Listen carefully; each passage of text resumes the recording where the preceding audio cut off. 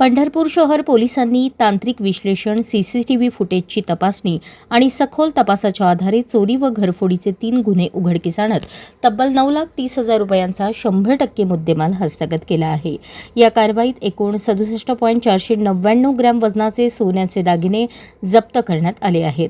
पहिल्या घटनेत माळशिरस येथील शिक्षिका शोभा आबासाहेब निलंगे या 17 एप्रिल 2026 रोजी माळशिरस ते पंढरपूर बसने प्रवास करत असताना त्यांच्या गळ्यातील 28 ग्रॅम वजनाचे 3,45,000 रुपये किमतीचे मंगळसूत्र अज्ञात चोरट्याने पंढरपूर बसस्थानक परिसरात चोरी केले. या प्रकरणी पंढरपूर शहर पोलिसांनी 36 ते 40 सीसीटीव्ही फुटेज तपासून व मोबाईल टॉवरचे तांत्रिक विश्लेषण करून प्रिया रवींद्र काळे राहणार राजापूर तालुका मंगळवेढा व संदीप युवराज मोरे राहणार विजापूर रोड सोलापूर यांना अटक केली. त्यांच्याकडून चोरीस गेलेला संपूर्ण मुद्देमाल हस्तगत करण्यात आला. दुसऱ्या प्रकरणात 3 मे 2026 रोजी पंढरपूर येथील श्रीराम मंगल कार्यालयात लग्न समारंभादरम्यान गर्दीचा फायदा घेत अज्ञात चोरट्याने 5,40,000 रुपये किमतीचे 36.499 ग्रॅम वजनाचे सोन्याचे दागिने लंपास केले होते. या गुन्ह्याचा तपास करताना पोलिसांनी 65 ते 70 सीसीटीव्ही फुटेजची तपासणी करून सीडीआर, एसडीआर आणि मोबाईल टॉवरचे तांत्रिक विश्लेषण केले.